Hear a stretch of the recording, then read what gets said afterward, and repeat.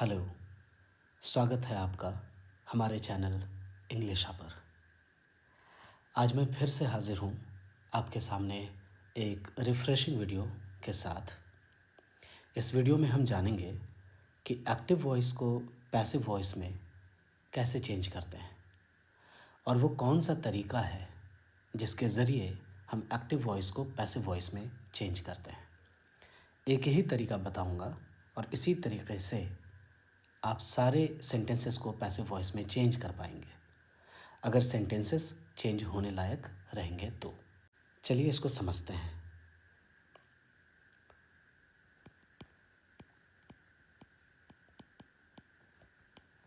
थोड़ी देर के लिए आप इत्मीनान से बैठ जाएं और इससे सीखें। कोई भी चीज़ हम हड़बड़ी में नहीं सीख सकते हैं। आप इस वीडियो को देखिए, उसके बाद अपने आप कॉन्फिडेंस को देखिए। पैसिव वॉइस में हम यूज़ करते हैं V3 और V3 से पहले हमें हमेशा बी फॉर्म का कोई ना कोई फॉर्म लिखना पड़ता है। बस यही मूल बात है पैसिव वॉइस के लिए। अब हम ज़रा जान लें कि बी फॉर्म्स क्या क्या हैं हमारे पास। V1, V2, V3, V4 and V5। B form में V1 में बी होता है और आर ये होता है। वॉज या वर ये V2 है। बी फॉर्म का थर्ड फॉर्म होता है बीन। फोर्थ फॉर्म बीइंग होता है और बी फॉर्म का फिफ्थ फॉर्म इज़ या तो एम होता है। इन्हीं के बाद V3 का इस्तेमाल होता है। That's it. मैं कभी भी अगर पैसिव वॉइस लिखूँगा तो आप देखेंगे उसमें या तो मैं बी के बाद V3 लिख रहा हूँ, ये वाला।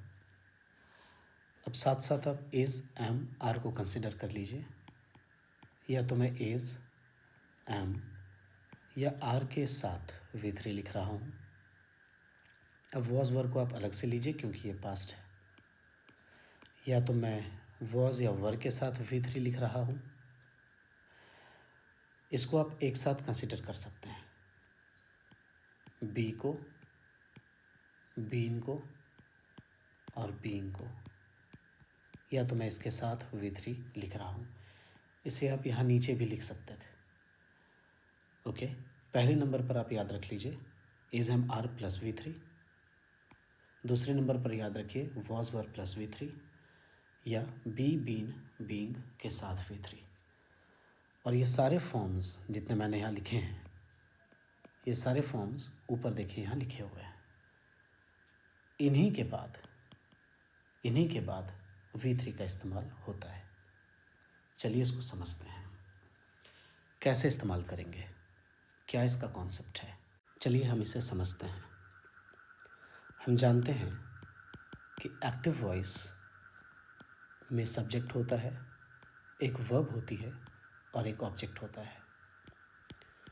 और इस सेंटेंस को अगर मुझे पैसिव वॉइस में चेंज करना है तो मैं इसी ऑब्जेक्ट को पैसिव वॉइस का सब्जेक्ट बनाऊंगा और इसी सब्जेक्ट को मैं पैसिव वॉइस का ऑब्जेक्ट बनाऊंगा।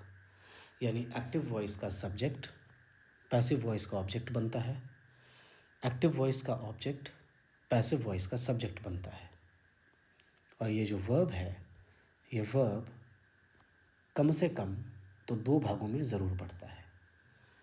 एक्टिव वॉइस में जो भी वर्ब इस्तेमाल हुआ होगा, मेन वर्ब, ध्यान रहे मैंने कहा मेन वर्ब, वो निश्चित तौर पर दो भागों में बटेगा। एक, ये मेन वर्ब V3 में बदल जाएगा। दूसरा, इसके पहले बी फॉर्म का इस्तेमाल होगा और ये बी फॉर्म उसी रूप में होगा जिस रूप में ये मेन वर्ब होगा। क्लियर है? इतनी ही बातों को ध्यान में रखते हुए आइए हम सवालों की तरफ बढ़ते हैं। She writes a letter she subject है, इसके बदले यहाँ ऑब्जेक्ट देखिए हर लिखा गया है, और इस ऑब्जेक्ट से पहले हमें क्या लिखना पड़ा है, बाई। बाई एक प्रेपोजिशन होता है जो हमें एजेंट की तरफ इशारा करता है कि किसके द्वारा कोई कार्य निष्पादित किया गया, ऐसा समझेंगे। तो बाई हर मतलब उसके द्वारा यह काम किया गया, चाहे जो भी काम हो। अ लेटर इस एक्टिव वॉइस में देखिए ऑब्जेक्ट है, और यही अ लेटर पैसिव वॉइस में सब्जेक्ट बन गया। तो एक्टिव वॉइस का सब्जेक्ट पैसिव वॉइस का ऑब्जेक्ट हो गया, और एक्टिव वॉइस का ऑब्जेक्ट पैसिव वॉइस का सब्जेक्ट हो गया। ये हमेशा होगा, इसलिए मैं बार बार नहीं बोलूँगा, आप इसे समझ जाएंगे। अब देखिए यहाँ लिखा है वर्ब, और ये वर्ब एक ही है इसमें। अगर सेंटेंस में एक ही वर्ब हो तो वो मेन वर्ब होता है, और मैंने कहा कि मेन वर्ब को दो भागों में बंटना होता है। देखिए, एक भाग ये है रिटर्न, यानी कि V3 में हमने लिखा है इसे, और V3 से पहले यहाँ पर एक बी फॉर्म है, यानी ये इज़, यही वाला बी फॉर्म। अब इज़ कैसे लिखते हैं? बी फॉर्म्स तो हमारे पास 8 हैं। इज़, एम, आर 3 हो गए, वॉज, वर 5 हो गए, बी, बीन, बीइंग 8 हो गए। इन 8 में से इज़ ही क्यों? कौन ये डिसाइड करता है? कौन सी बात डिसाइड करती है कि यहाँ कौन सा बी फॉर्म होगा? क्योंकि इस V3 से पहले यहाँ पर बी फॉर्म तो होगा। तो ध्यान दीजिए, अब हमें इस राइट्स का फॉर्म देखना है। तो राइट्स का क्या है फॉर्म? राइट्स है 5th फॉर्म का वर्ब। राइट्स, राइट का 5th फॉर्म है, दैट इज़ V5 है ये। तो एक भाग तो V3 बन गया जो रिटर्न हुआ, और दूसरा भाग यहाँ इज़ आया, ये भी V5 है। अभी अभी हमने पढ़ा था, स्लाइड को थोड़ा पीछे करके देखिए, वीडियो को पीछे करके देखिए। तो जिस फॉर्म में ये मेन वर्ब मेरा लिखा है, यानी V5 में, V5 वाले फॉर्म का ही हम बी फॉर्म नीचे तय करेंगे, और इज़ यहाँ पर V5 है। अब आप कहेंगे कि एम भी तो होता है। हम सब जानते हैं कि एम का इस्तेमाल सिर्फ और सिर्फ आई के साथ होता है, आई एम। तो अगर अ लेटर की जगह यहाँ कभी आई लिखा होता तो यहाँ पर इज़ की जगह एम लिखा होता। अभी अगर मैं ऐसा लिखूँ तो सेंटेंस ही गलत हो जाएगा। क्लियर है? और अ लेटर सिंगुलर है, इसीलिए इज़ भी इसके साथ सिंगुलर में ही इस्तेमाल हुआ है।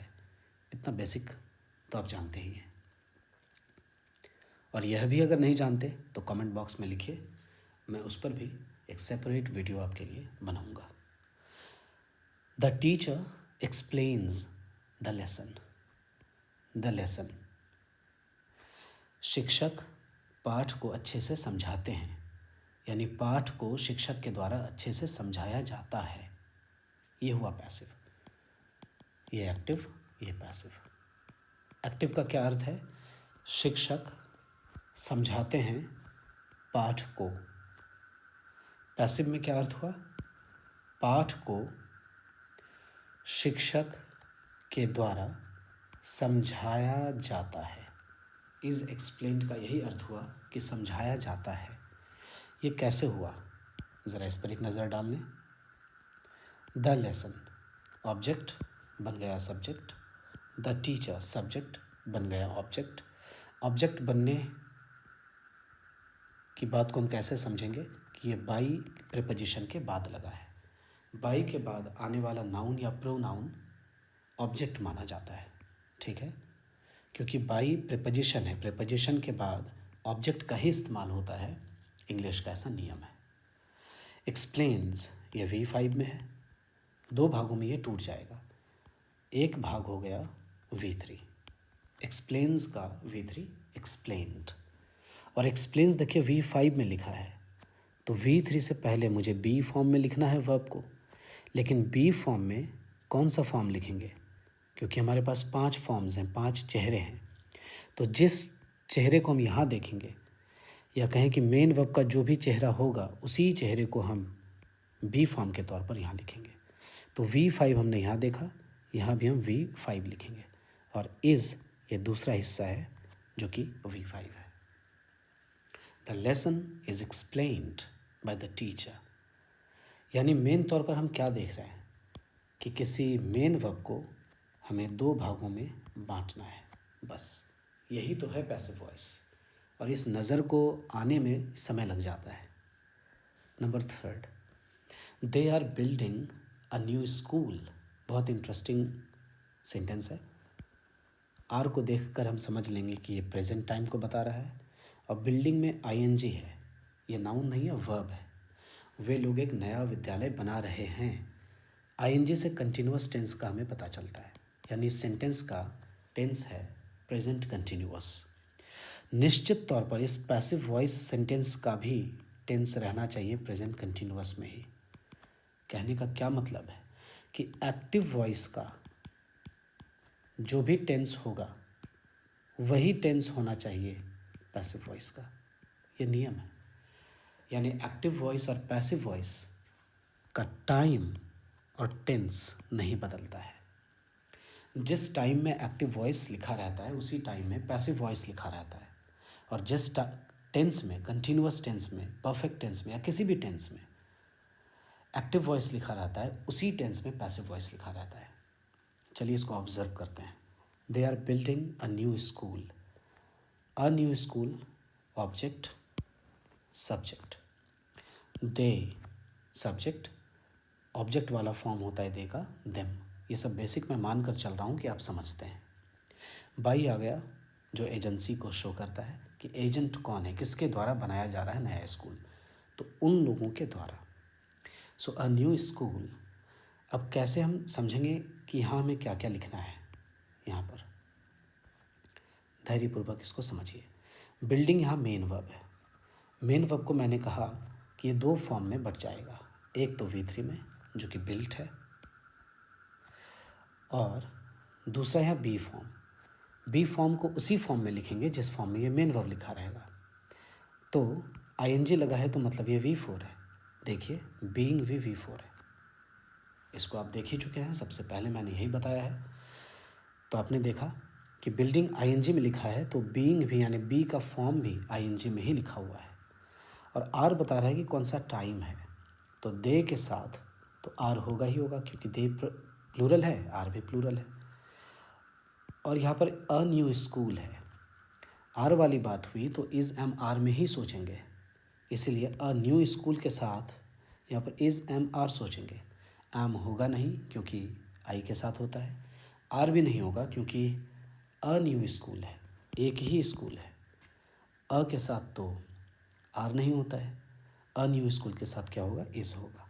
इसलिए जिस टाइम में, यानी कि प्रेजेंट टाइम में ये एक्टिव सेंटेंस लिखा है तो उसी टाइम में हम पैसिव के भी सेंटेंस को लिखेंगे। इज़ एम आर वाली बात हुई है तो इज़ एम आर वाली बात सोचेंगे।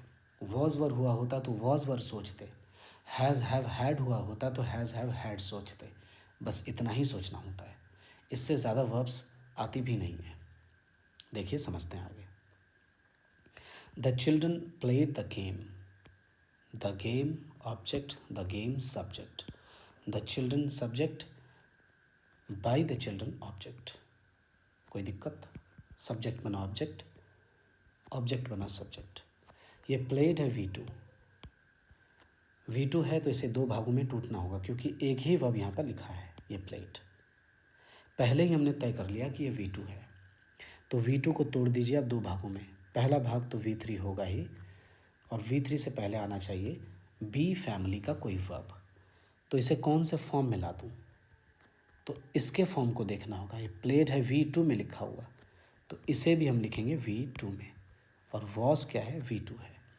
द गेम वॉज, इस सब्जेक्ट को देखकर हम यहाँ पर वॉज या वर लगाते हैं। यहाँ पर द गेम लिखा है, एक ही गेम की बात है, एक के साथ वॉज होगा ना कि वर होगा। इज़ एम आर यहाँ क्यों नहीं हुआ, इसलिए कि प्लेड यहाँ पर V2 में लिखा है, पास्ट में लिखा है, इसीलिए हम यहाँ भी बी फॉर्म को भी V2 में सोचेंगे, पास्ट में सोचेंगे। इतनी ही बात है। तो जिस नेचर का मेन वर्ब हमारा होगा उसी नेचर का हमारा ये बी फॉर्म होगा। है ना आसान? इतना आसान है पैसिव वॉइस। यानी हम किसी मेन वर्ब को V3 में और इसी मेन वर्ब के नेचर के मुताबिक हम यहाँ पर बी फॉर्म को लिखते हैं। इस डॉट का मतलब समझिएगा, क्योंकि दोनों जगह मैंने डॉट लगाया। इसका अर्थ है कि मेन वर्ब के नेचर के जैसा ही बी फॉर्म का नेचर होगा। यानी मेन वर्ब का जो फॉर्म होगा, अगर V1 है तो बी फॉर्म V1, अगर मेन वर्ब V2 में है तो बी फॉर्म भी V2 में, अगर मेन वर्ब V3, V4 या V5 में लिखा है तो बी फॉर्म को भी हम या तो V3 में या तो V4 में या तो V5 में लिखेंगे। यही नियम है। कितनी आसानी से मैं आपको पैसिव वॉइस बता रहा हूँ, आप इसका अंदाज़ा लगाइए। और इतना ही आसान है ये, इसमें कुछ भी कन्फ्यूजन नहीं है और इसे बहुत ज़्यादा र्यूमर बनाने की ज़रूरत है ही नहीं। आइए आगे बढ़ते हैं। He will complete the project tomorrow. Tomorrow यहाँ एडवर्ब है, टुमारो को टुमारो की जगह रहने दीजिए। ही का हिम हो जाएगा ऑब्जेक्ट, द प्रोजेक्ट इसमें ऑब्जेक्ट है तो द प्रोजेक्ट यहाँ बन जाएगा सब्जेक्ट। अब हमारे पास है विल, विल बता रहा है टाइम को, टाइम बता रहा है फ्यूचर, तो यहाँ भी शैल या विल सोचेंगे। चूँकि यहाँ आई या वी नहीं लिखा है, आई या वी लिखा होता तो यहाँ शैल होता, क्योंकि आई और वी के साथ शैल का इस्तेमाल होता है। आई वी के अलावा कुछ भी रहे तो उसके साथ विल का इस्तेमाल होता है, तो यहाँ आई और वी नहीं है इसलिए विल होगा। और शैल विल लिखा है तो हम भी नीचे शैल विल ही सोचेंगे। That's it. अब कंप्लीट हमारा मेन वर्ब, और मेन वर्ब को हमें दो भागों में तोड़ना है, एक तो बी फॉर्म में, दूसरा V3 में। तो कंप्लीट का V3 होता है कंप्लीटेड, और इस V3 से पहले हमें लिखना है बी फॉर्म। बी फॉर्म कौन सा लिखते हैं? हमारे पास बी से लेकर इज़ एम तक है, बीच में जितने भी आ गए। तो कंप्लीट का फॉर्म है फर्स्ट फॉर्म, तो हमें बी फॉर्म का भी फॉर्म सोचना है फर्स्ट फॉर्म में। कंप्लीट बी, बी भी हमारा है V1 में लिखा हुआ। अब आप कहेंगे कि V1 में तो दो चीज़ें आपने बताई हैं अभी, बी भी बताया, आर भी बताया, तो आर क्यों नहीं होगा? आप ये सोचिए, क्या शैल विल के बाद कभी आपने इंग्लिश में इज़ एम आर देखा है? इसीलिए यहाँ the project will are completed नहीं होगा, the project will be completed. Okay, और ध्यान रहे शैल और विल के बाद, शैल या विल के बाद अगर V1 की बात आती है ना, ये V1, तो V1 के तौर पर हमेशा बी ही इस्तेमाल में आता है, शैल बी, विल बी। दूसरी बात क्या ध्यान रखनी है कि शैल और विल के बाद हमेशा V1 ही आता है, ठीक है, और V1 के तौर पर हमेशा बी ही आता है, कुछ और नहीं। ये सब नियम है, कॉमन नियम है। चलिए आगे बढ़ते हैं। The chef is cooking dinner. खाना बनाने वाला जो शेफ़ होता है वो रात्रि भोजन बना रहा है। अब मैं कहूँगा कि रात्रि भोजन भोजन बनाने वाले इंसान के द्वारा बनाया जा रहा है। बना रहा है तो बनाया जा रहा है। Dinner, dinner, the chef, by, क्योंकि एजेंसी दिखानी है। इज़ एम आर में बात है, हम इस डिनर को देखते हुए इज़ एम आर में बातें सोचेंगे। डिनर है सिंगुलर, अब इज़ एम आर में सिंगुलर क्या होगा? इज़ और एम दोनों होगा, आर तो प्लूरल है, लेकिन आई के साथ एम होता है, इसलिए यहाँ क्या होगा? इज़ होगा, जो कि करेक्ट है। कुकिंग ING में लिखा है, इस कुकिंग को हमें चेंज करना है V3 में, तो कुक्ड, और चूँकि ये ING में लिखा है इसे अभी बी फॉर्म में हमें ले जाना है, तो देखिए इस वर्ब का नेचर है ING में रहना, यानी V4, तो हमें बी फॉर्म भी V4 में ही सोचना होगा। यही है सिंप्लिसिटी इस पैसिव वॉइस की, और यही है खूबसूरती, यही है ब्यूटी पैसिव वॉइस की। इतना आसान है। इस V4 को हमने देखकर नीचे भी V4 में ही वर्ब को लिखा। अब आप अगर गौर करें, टेंस मेंटेन्ड है क्या, टाइम मेंटेन्ड है क्या? तो है। इज़ से टाइम प्रेजेंट, और कुकिंग में जो ING लगा है इससे टेंस हुआ कंटिन्यूअस, प्रेजेंट कंटिन्यूअस। तो देखिए इज़ से टाइम प्रेजेंट और इस ING से टेंस कंटिन्यूअस, प्रेजेंट कंटिन्यूअस। ऊपर और नीचे वाले दोनों सेंटेंसेस का जो टाइम और टेंस है वो है प्रेजेंट कंटिन्यूअस। तो एक्टिव और पैसिव वॉइस का ना तो टाइम बदलता है ना तो टेंस बदलता है। 7th, the manager gave him the report. The report object, the report subject, the manager subject, the manager object, by preposition. किसे दिया? The manager gave him the report. इसको दो तरीके से बना सकते हैं। द मैनेजर गेव, मैनेजर ने दिया, क्या दिया? तो रिपोर्ट दिया, पहला ऑब्जेक्ट, ऑब्जेक्ट नंबर फर्स्ट। किसको दिया? तो उसे दिया रिपोर्ट, दूसरा ऑब्जेक्ट।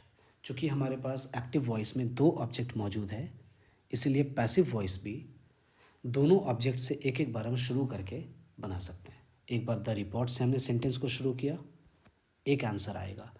अब एक बार हिम का सब्जेक्ट फॉर्म ही हो जाएगा, ही से अगर शुरू करें तो दूसरा आंसर होगा। फिल वक्त हम द रिपोर्ट को मानकर यहाँ चलते हैं कि इसे हमने सब्जेक्ट बनाया है। The manager gave him the report. The report, अब ये हम जान रहे हैं कैसे होता है। गेव V2 है, तो गेव का सबसे पहले हमें यहाँ पर V3 लिखना होगा, दैट इज़ गिवन। और V3 से पहले बी फॉर्म आएगा, राइट? क्या आएगा यहाँ पर? बी फॉर्म, जो कि हमेशा हो रहा है। बी फॉर्म को किस फॉर्म में लिखेंगे? तो गेव का फॉर्म जानेंगे। गेव लिखा है V2 में, तो हमारे पास यहाँ बी फॉर्म भी V2 में होगा। V2 में हमारे पास दो फॉर्म्स हैं, एक है वॉज और दूसरा है वर। अब आप खुद सोचिए, वॉज है सिंगुलर और वर है प्लूरल, करेक्ट? द रिपोर्ट यहाँ लिखा है, तो द रिपोर्ट तो सिंगुलर है, सिंगुलर के साथ सिंगुलर वर्ब होगा, यानी वॉज यहाँ पर करेक्ट है, सिंगुलर है। The report was given to him by the manager. To him क्यों हुआ? क्योंकि इस इंसान को दिया गया है। टू का अर्थ होता है किसी की तरफ इशारा करना। यह रिपोर्ट उसे दिया गया है मैनेजर के द्वारा, तो इसीलिए हमें ये टू प्रेपोजिशन लिखना ही पड़ेगा। किसके द्वारा दिया गया है? तो मैनेजर के द्वारा। के द्वारा वाली जो बात है ये बाई प्रेपोजिशन से पता चलता है। और किसको दिया गया? तो उसे दिया गया। जब हम डायरेक्शन की बात करेंगे कि किसको दिया गया, ये डायरेक्शन उसे दिया गया, तो हम टू प्रेपोजिशन का इस्तेमाल करते हैं। ये सब मैं और नेक्स्ट क्लासेस में बातें करूँगा इसकी। अभी मैं फोकस कर रहा हूँ कि कैसे हम एक्टिव वॉइस के वर्ब को पैसिव वॉइस में बदलते हैं, क्या मैकेनिज़्म है। एक ही मैकेनिज़्म है जो अभी तक देख रहे हैं। They have finished the work, उन लोगों ने काम कर लिया है। दे का हो गया देम, बाय देम, यानी उन लोगों के द्वारा काम कर लिया गया है, ऐसा बोलेंगे पैसिव में। द वर्क ऑब्जेक्ट, यहाँ हो गया सब्जेक्ट। अब कैसे ये हैव फिनिश्ड बदल गया हैज़ बीन फिनिश्ड में? सिंपल सी बात है, चलिए बढ़ते हैं। हैज़ हैव की यहाँ बात हो रही है, यानी हैव की फैमिली यहाँ आई है। हैव से पता चला टाइम प्रेजेंट, तो हमें भी नीचे ऐसा वर्ब लिखना है कि टाइम प्रेजेंट रहे। और हैव फैमिली की यहाँ बात हुई है, तो नीचे भी हैव फैमिली की ही यहाँ बात होगी। बी फैमिली में से इज़ एम आर की बात नहीं करेंगे। अब बात है कि हैव लिखा है हमने, तो यहाँ क्या लिख दें? तो चूंकि ये प्रेजेंट में है, हैव से टाइम प्रेजेंट, हमें भी यहाँ टाइम प्रेजेंट लिखना है। प्रेजेंट में दो ही हैव फॉर्म्स हैं हमारे पास, या तो हैज़ है या तो हैव है। हैड तो पास्ट में होता है, तो हमें हैज़ या तो हैव का चुनाव करना है। हैज़ है सिंगुलर, हैव है प्लूरल, तो द वर्क मैंने यहाँ लिखा है। ये द वर्क है सिंगुलर, और सिंगुलर के साथ वर्ब भी क्या होना चाहिए? सिंगुलर। सिंगुलर क्या होता है? तो ये हैज़ होता है, इसीलिए यहाँ हैज़ आया है, करेक्ट है। हैज़ हैव हैड से अगर वर्ब दिखे तो नीचे भी हैज़ हैव हैड से ही रिलेटेड वर्ब दिखेगा। इज़ एम आर ऊपर दिखे तो नीचे इज़ एम आर में से ही कोई होगा। वॉज वर दिखे तो वॉज वर ही होगा। शैल विल दिखे तो शैल विल ही होगा। इतनी ही बात है, मतलब जो फैमिली ऊपर वही फैमिली नीचे, उसी फैमिली का मेंबर नीचे, बस। और इस मेन वर्ब को तो हम स्प्लिट करना, तोड़ना जानते ही हैं। ये मेन वर्ब है, इसे हमें दो भागों में बांटना है। पहला भाग हो गया V3, और V3 से पहले हमें लिखना है बी फॉर्म। तो देखिए यहाँ बी फॉर्म आया है, लेकिन किस फॉर्म में? तो हमें इसका फॉर्म, इस मेन वर्ब का फॉर्म तय करना है पहले। बी फॉर्म लिखने के लिए कभी भी हमें मेन वर्ब का फॉर्म तय करना है, और इस मेन वर्ब का फॉर्म है V3। कैसे जानेंगे? तो हैज़ हैव हैड के बाद कभी भी अगर वर्ब आता है तो वो निश्चित तौर पर V3 होता है। तो हमें नीचे भी ये जो बी फॉर्म लिखना है V3 में ही लिखना है, और बी का third form V3 form been ही होता है, इसीलिए यहाँ बीन होगा और ये करेक्ट है। The work has been finished by them, काम उन लोगों के द्वारा कर लिया गया है।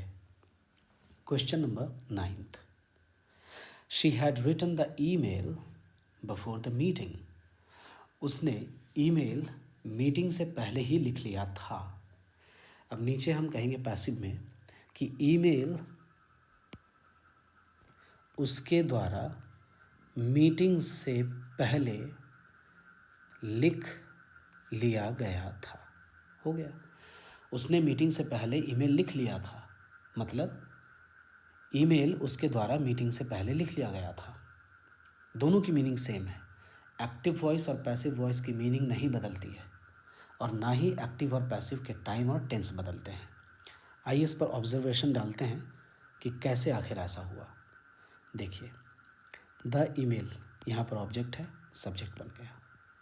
किसके द्वारा लिखा गया है? तो उसके द्वारा। शी को हमने हर बना दिया, ऑब्जेक्ट बाई लगा दिया। ये बिफोर द मीटिंग, ये अदर वर्ड्स हैं, तो बिफोर द मीटिंग हमने भी अदर वर्ड्स के तौर पर लिख दिया। इसको हम लोग एडवर्बियल कहते हैं। ये सब बातें बाद में करेंगे। अब यहाँ लिखा है हैड रिटन, हैड आ गया ना पास्ट, और हैव फैमिली का ही एक मेंबर है, तो नीचे भी हमें हैव फैमिली का ही मेंबर सोचना है। चूँकि इससे टाइम पास्ट है, हम पैसिव में टाइम बदल नहीं सकते, तो हैव फैमिली का ही मेंबर आएगा नीचे भी और पास्ट में रहेगा, तो एक ही है हैड, इसलिए यहाँ क्या होगा? हैड। अब हैज़ हैव हैड के बाद मैंने बताया है कि जो भी वर्ब आता है वो V3 होता है। इस V3 को हमें दो भागों में बांटना है, क्योंकि मेन वर्ब किस में बटेगा? दो भागों में, एक तो V3 में और V3 से पहले बी फॉर्म, ये यहाँ। तो ये इसका हमें फॉर्म देखना है। रिटर्न का फॉर्म है V3, हमें बी फॉर्म को भी V3 में लिखना है, और बीन होता है V3, इसीलिए हैड रिटन चेंज हो जाएगा पैसिव में, हैड बीन रिटन। अगर हम ज़रा टेंस पर ध्यान दे दें तो हैड से टाइम हो गया पास्ट, रिटन से हो गया टेंस परफेक्ट, क्योंकि V3 से टेंस परफेक्ट होता है, तो पास्ट परफेक्ट। क्या पैसिव वॉइस का भी पास्ट परफेक्ट टेंस है? तो हैड से टाइम पास्ट, और बीन देखिए है V3, ये बीन, तो V3 से टेंस परफेक्ट यानी पास्ट परफेक्ट। दोनों ही का टाइम और टेंस सेम है, ये हमेशा होगा। सोचिए, मैं टेंस को बाद में बता रहा हूँ, सिर्फ एक ही नियम को मैं बताकर आपको ये कह रहा हूँ कि देखिए अपने आप टाइम और टेंस मेंटेन हो जाएंगे अगर आप सिंपली इतना जान लेते हैं कि मेन वर्ब को दो भागों में कैसे बांटेंगे, एक तो V3 में और दूसरा बी फॉर्म में। That's it. आइए, लास्ट क्वेश्चन है हमारे इस वीडियो का। मुझे बहुत उम्मीद है कि आपने इस बात को समझ ली है। The committee will announce the results next week. Next week adverbial है, एक्स्ट्रा वर्ड्स हैं, एक्स्ट्रा वर्ड्स को लिख दीजिए as it is. Committee announce करेंगे, कमिटी घोषणा करेंगे रिजल्ट्स के, परिणामों की घोषणा करेगी कमिटी अगले सप्ताह। ठीक है। द कमिटी विल अनाउंस, क्या अनाउंस करेगी? द रिजल्ट्स, तो ये हो गया ऑब्जेक्ट, ऑब्जेक्ट्स को हमने बना दिया सब्जेक्ट। ठीक है, जितने भी ऑब्जेक्ट्स रहेंगे उसको हम सब्जेक्ट ही बनाने की कोशिश करते हैं। यहाँ पर एक ही ऑब्जेक्ट है, तो ऑब्जेक्ट को हमने सब्जेक्ट बनाया। द कमिटी है सब्जेक्ट, यहाँ द कमिटी हो गया ऑब्जेक्ट। अब लिखा है विल अनाउंस। हमने बताया कि शैल विल की बातें अगर ऊपर में होंगी तो नीचे पैसिव वॉइस में भी शैल विल की ही बातें होंगी। विल से पता चला फ्यूचर टाइम, तो यहाँ भी विल से पता चला फ्यूचर टाइम। शैल क्यों नहीं होगा? क्योंकि यहाँ पर आई या वी नहीं लिखा है, इसलिए विल होगा। क्लियर है। अब अनाउंस हमारे पास मेन वर्ब है, मेन वर्ब को दो भागों में बांटेंगे, एक तो V3 में और दूसरा बी फॉर्म में। ये हमेशा हो ही रहा है क्योंकि यही नियम है पैसिव वॉइस का। अब जान लेंगे कि अनाउंस का फॉर्म क्या है, किस फॉर्म में लिखा है। तो ये फर्स्ट फॉर्म में लिखा है, जिस फॉर्म में ये मेन वर्ब हमारा होगा उसी फॉर्म में बी फॉर्म हमारा होगा, इसलिए बी भी यहाँ पर V1 में लिखा है। क्लियर है। अनाउंस का V3 अनाउंस्ड होता ही है। और आप कहेंगे आर क्यों नहीं लिखा यहाँ पर? V1 की जगह पर R भी तो V1 होता है। तो अभी अभी हमने बताया था कि शैल और विल के बाद V1 ही होता है, और V1 अगर होगा तो B ही होगा V1 के तौर पर, R कभी नहीं होगा। इतनी ही बातें हैं इस पैसिव वॉइस से संबंधित। उम्मीद करता हूँ कि आपने इस पूरी बातों को बहुत अच्छे से समझ ली है। मिलते हैं नेक्स्ट वीडियो में इसी ताजगी के साथ और इसी समझदारी के साथ। अच्छा लगा हो तो अच्छे दोस्तों के साथ शेयर करें और सीखने में मदद करें। Thank you so much. अपना ख्याल रखें। जय हिंद, जय भारत।